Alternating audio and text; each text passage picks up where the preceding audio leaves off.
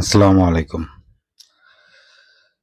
আজকে আমেরিকা ও ইরানের মধ্যে যুদ্ধ ৩৪ দিন।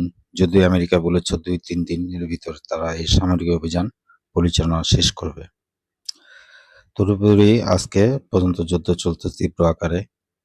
আজকের প্রধান আপডেট হচ্ছে ব্রিটিশ পররাষ্ট্রমন্ত্রী ইভেট কুপারের সভাপতিত্বে ফ্রান্স, জার্মানি, ইটালি, কানাডা, সংযুক্ত আরব আমিরাত সহ ৩৫টি দেশ একটি সম্মেলনের আবেদন করেছে। সম্মেলনটি লন্ডনের মধ্যাহ্নের কাছাকাছি সময়ে অবস্থিত হওয়ার কথা। এই অঞ্চলের নেভিগেশন স্বাধীনতা পুনরুদ্ধার এর জন্য কূটনীতিক ও ব্যবহারিক ব্যবস্থাগুলি অন্বেষণ করার উদ্দেশ্য নিয়ে এই সম্মেলন। জি7 ভুক্ত 7টি দেশ ভারত সহ এই সম্মেলনে অংশগ্রহণ করছে, তবে আমেরিকা এই অংশগ্রহণে করছে না বলে নিশ্চিত হওয়া গেছে। তারা মাইন্স ও ট্যাঙ্কার সুরক্ষায় বিশেষত ফোকাস করেছে। যুক্তরাজ্য নেতৃত্বাধীন আলোচনায় প্রাথমিকভাবে স্টেট থেকে মাইন পরিষ্কার ও তার মধ্য দিয়ে তেলের ট্যাঙ্কার জাহাজগুলিকে সুরক্ষা দেওয়ার ব্যবস্থা নেওয়া হবে।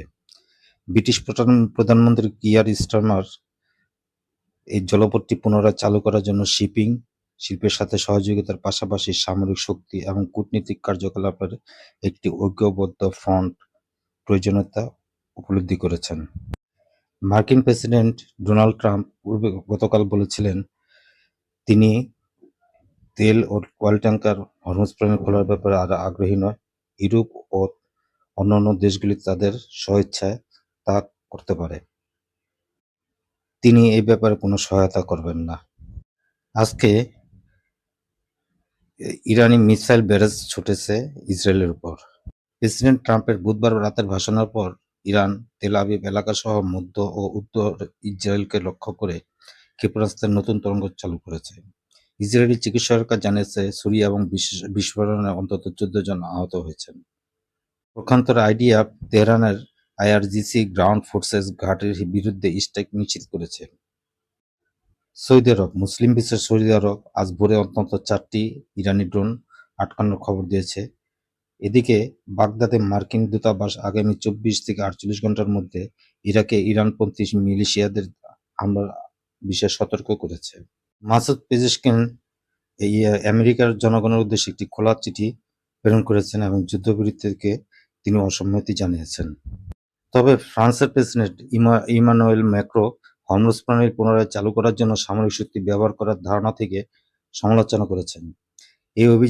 এই ধরনের অভিযানকে অবাস্তব বলে অভিহিত করেছেন। চীন বিশ্বব্যাপী জ্বালানি সংকটের জন্য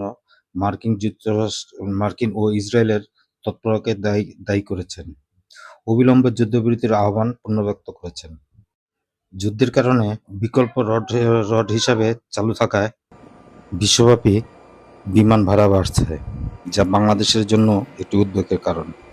এ পর্যন্ত গণমাধ্যমে প্রকাশিত হয়েছে ১৯০০ জনের মতো ইরানি নিহত হয়েছে, ইসরায়েলে ১৯ জন বেসামরিক এবং ১০ সেনা নিহত হয়েছে, ইউএস ১৩ জন সেনা নিহত হয়েছে, লেবাননে প্রায় ১২০০ মতো বেশি নিহত হয়েছে এবং ১ মিলিয়ন বাস্তুচ্যুত হয়েছে। এই ছিল আজকের বিষয়। সবাই ভালো থাকার প্রত্যাশা করে বিদায় নিচ্ছি। আল্লাহ হাফেজ।